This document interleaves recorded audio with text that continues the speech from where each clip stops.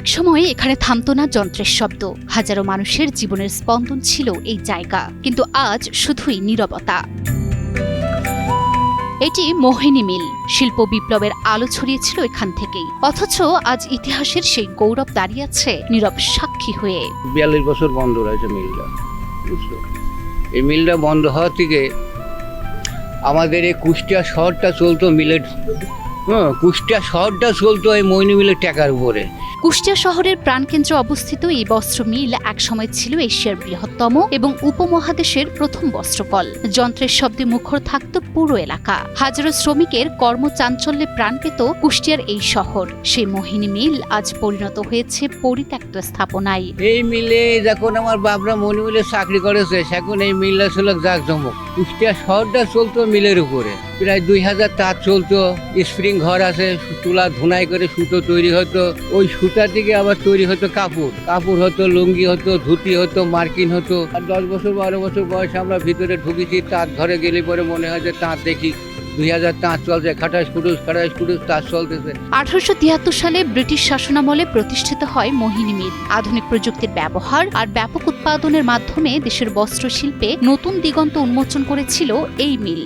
তোমার ব্রিটিশ আমলে এই মিলটা চালু হয়। ব্রিটিশ আমলে চালু হলে পরে মালিকানায় তখন ছিল, তখন মালিকানা থাকলে পরে আপনার শত্রু সম্পত্তি বলে সরকার লিস্ট করে নেয় কানুবাবুর কাছ থেকে।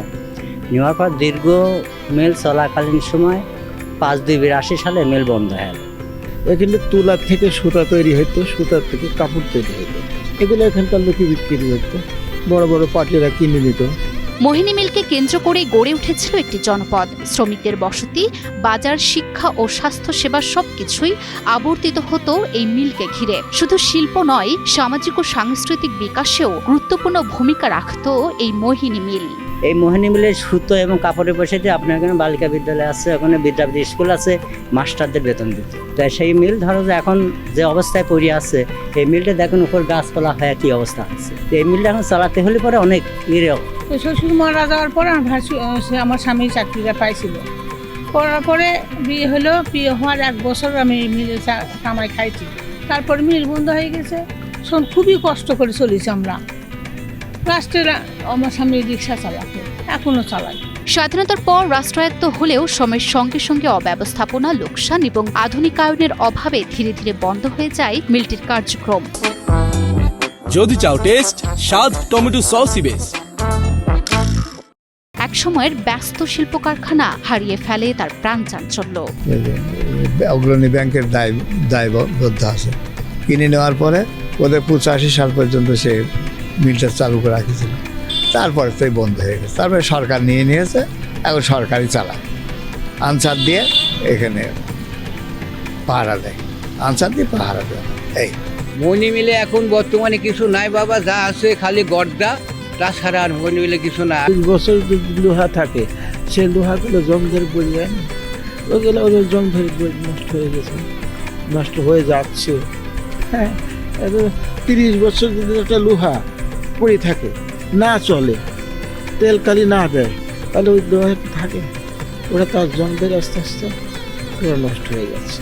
এই মোহিনী মিলে এক সময় ছিল কুষ্টিয়ার অর্থনীতির চালিকা শক্তি, অথচ আজ কোনো সংরক্ষণ বা পরিকল্পনা ছাড়াই পড়ে আছে ইতিহাসের গুরুত্বপূর্ণ এই স্থাপনাটি। মিলের অবস্থা এখন ভালো না, এখন মিলের ভিতরে খালি গাছগাছালি এই আর পুরানো ভাঙড়ি চুংড়ি আছে, জং ধরে গেছে। হ্যাঁ, রুটির আছেই তো, যেখানে 2500 শ্রমিক কাজ করত এই মিলে এক সময়, এখন কিছুই নেই। ইতিহাসবিদ ও সচেতন মহলের মতে যথাযথ উদ্যোগ নিলে মোহিনী মিলকে শিল্প ঐতিহ্য কেন্দ্র, জাদুঘর বা পর্যটন আকর্ষণ হিসেবে গড়ে তোলা সম্ভব। এতে যেমন সংরক্ষিত হবে ইতিহাস, তেমনি বাড়বে পর্যটন ও স্থানীয় অর্থনীতি। একসময় এশিয়ার বৃহত্তম বস্ত্র মিল আজ ঠাঁই নিয়েছে ইতিহাসের পাতায়। মোহিনী মিল কেবল অতীত নয়, এটি কুষ্টিয়ার আত্মপরিচয়ের অংশ।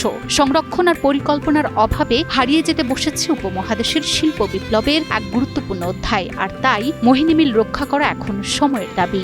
আমার 70 বছর বয়স হয়ে গেছে, আমি এখন এই মিলে আসি। আমার বাপ চাকরি করেছে, চাচা চাকরি করেছে, আমি করেছি, আমার মা করেছে, সবাই আমরা এই মিলে চাকরি করেছি।